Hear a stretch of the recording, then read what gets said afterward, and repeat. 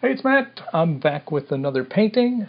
This time, instead of a full transparent watercolor, I decided to bring in some pen and ink work too. And that's a fun way to work for a change. The advantage of these is that they take about a quarter the time of full watercolor, and the ink's doing a lot of the sharpening up work and taking care of your main contrast. And that invites me to, in addition to speeding things up, to brag the color up. So that is, and work a little more loosely. So these are a fun way to work for a change. This is a 7 by 10 inch painting, and this is of a tree swallow. I got photos of this guy in northern Ohio at Ottawa National Wildlife Refuge.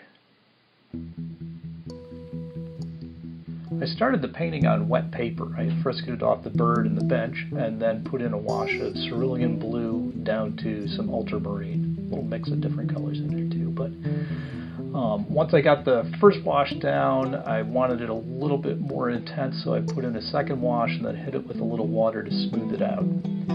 Both of these pigments are sedimentary pigments. They're not staining pigments like, say, a phthalo blue.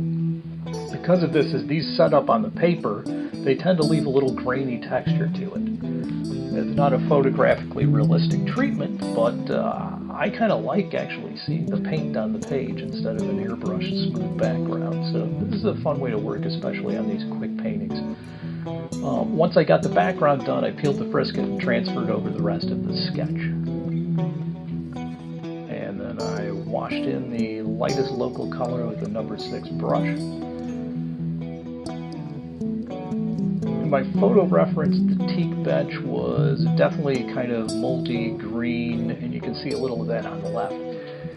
It had a lot of more greeny tones to it, and so did my background. And when I was painting this, I wanted to brag up the colors a lot. So I left the reality of my photo reference, and I put in a nice blue sky, and then I decided that I was going to kind of take the bench in a slightly different direction.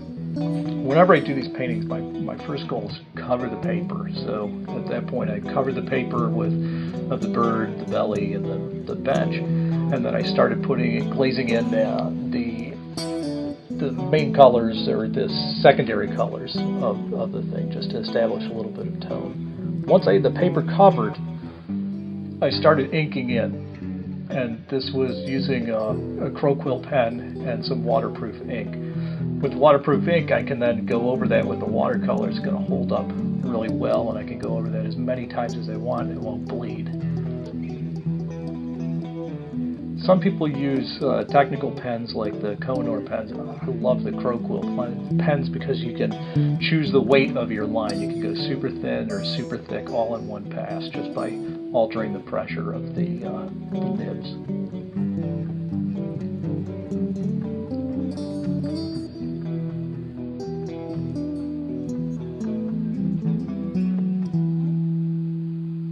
The advantage of the pen and ink is that I can push the contrast really, really quickly. So I can establish the darks around the bird's face and the shadows, and then I can, once I have those blacks in, I can then start putting in some more colorful things that I might do if I were trying to do a more realistic rendered watercolor.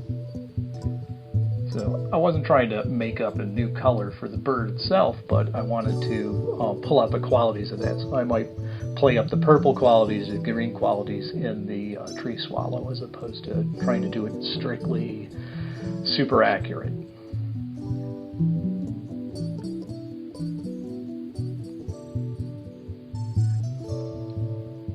As I kept painting on this, I decided to push the bench into more of an orange color. I thought that was going to play well with the blues of my sky and the blues on the bird. It would also work well with the kind of purpley shadows that I end up putting on the bench. So I've got those bright oranges and I got the purples working against each other. So again, not necessarily a realistic painting, but a lot of fun, and give your eye a lot of places to look at with some exciting colors.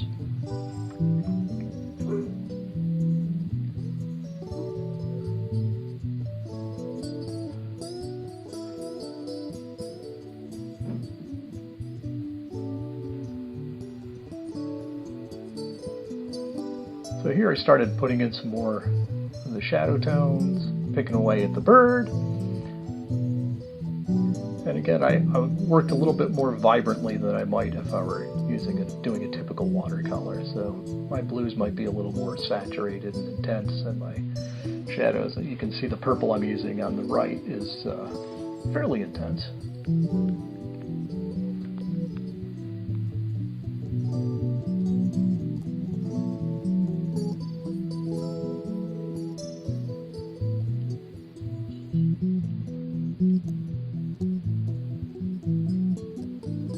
At this point I pulled out the pen again, and I didn't want to just have the ink lines doing the major portions of the bench and the bird. I wanted to have some of those streaks and cracks and dimples in the wood rendered with the ink too, and using a broken up line, I think that was able to incorporate the ink in with the rest of the painting as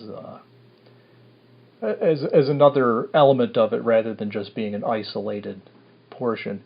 I also, late in the painting here, I decided to really orange it up to push it further than I might if I were doing a different style watercolor. So I bragged up the oranges, and I thought that played well and gave the bench a little bit more personality as a player in the painting.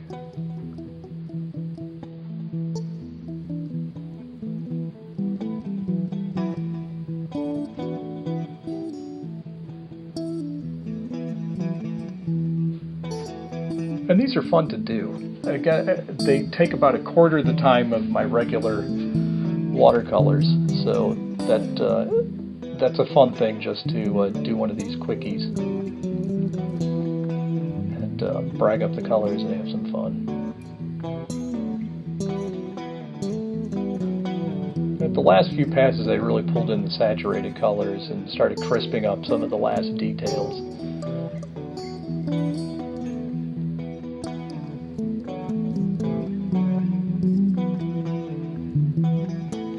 Signature and a couple of last little tiny details, I called it done. And here you can see how bright some of the colors are on the tree swallow.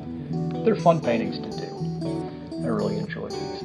So again, it's a 7 by 10 inch transparent watercolor in ink. Thanks for watching. If you get a chance, have a peek at the blog and the website.